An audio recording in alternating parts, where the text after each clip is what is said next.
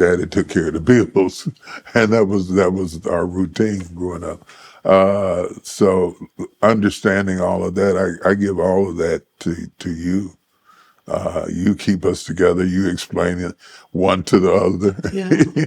mediate fights and storms and disagreements and all of that is the advantage of having you in the house. And I don't know how we could do it without you.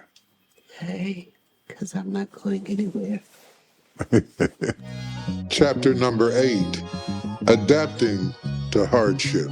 When we first got married, you had this fantastic job, and Yeah. then the plant closed, and I can remember how sad you were. But do you think that those early scrapping days, I knew that it affected you emotionally, but how did it affect you moving forward? Did you think it built your tenacity? I felt like it was my responsibility to keep the family afloat. That's what I'm supposed to do. And they took away the tool I was doing it with. And it made me feel less than a man. Yeah. And it worried me to death, even though you never worried me about it. You never put demands on me. You never said, the lights are off and I'm out, you know. We had it real bad. The lights was out, the water was off. One time, all the utilities were off. The phone was off. Had to go to the neighbor's house to use the phone.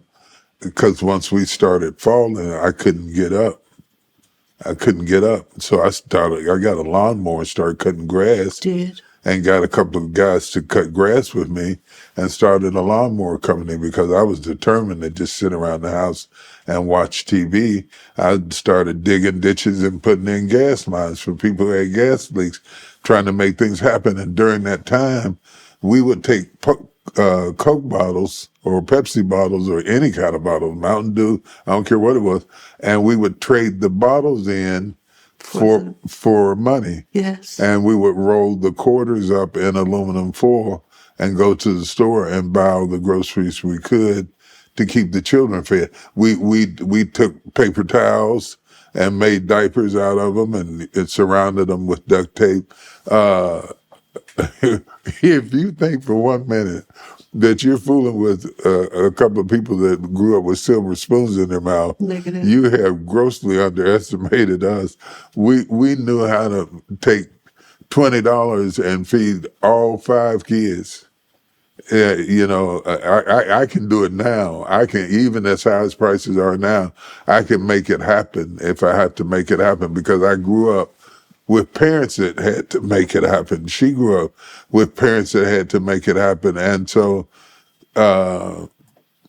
thank you for not ever making me feel bad because we were going through that. Thank you. I see so many women. I didn't know till I got out and I started counseling. I see so many women who kick the man in the head, and he's out there trying to do everything he can. Now, some of them aren't trying to do nothing. They might need a good kick. But if he's out there really trying to make it happen, I respect any man that will work.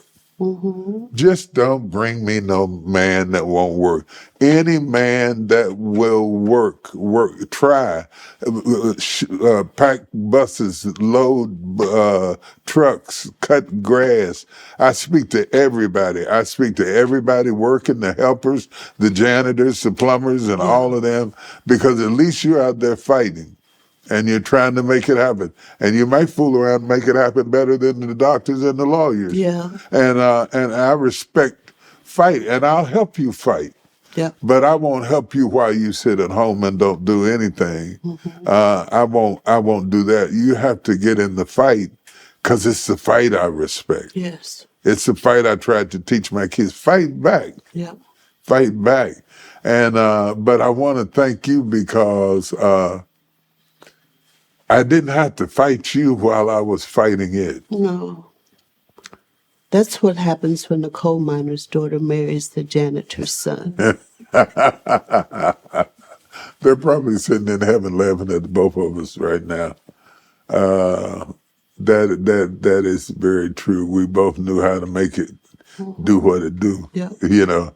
And Dirty face and all. yeah, we just went through it and made it work. And you never asked me for anything.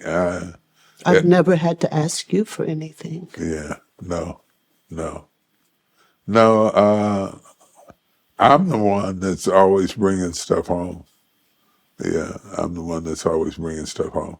You might need this. You might want to wear this or that or Just that, in case. just in case. And in the new chapter, I'm getting a new wardrobe. Yeah, because we're going to new places and I in new know. circles, around new people in a More corporate. more corporate setting, not church settings. Not church and places. so that requires a certain element of change. I think, and I know a lot of you will disagree, but I think that it is easier to adapt to your environment than it is to make your environment adapt to you. And sometimes refusing to make modifications to fit the atmosphere that you now work in, that you now speak in, that you now perform in, is foolish. Because there's a barefoot boy right outside the door would love that opportunity. And he will cut his hair. And he will do what he has to do. And he will make the changes that are necessary to be taken seriously. Should we have to do it? No. I understand the cultural conflict of having to adapt. But you do what's necessary to get where you got to go until you get enough money that you can do what you want to. And then you can tell all of them, you can grow your hair all the way down to you anywhere. Yeah. Yeah, but when you're trying to climb up to the top, when you're trying to be noticed, when you're trying to get in the door, when you're trying to be acknowledged for your mind and your brain, you don't want your mustache to get in the way. Especially women. Yeah, especially women. Whatever you have to do to adjust. If you work at Wendy's, you wear a Wendy's uniform. You work at McDonald's, you wear a McDonald's. You work at a police station, you wear a police uniform. You work in the emergency room, you adapt. You wear the uniform. They don't ask you, do you like it?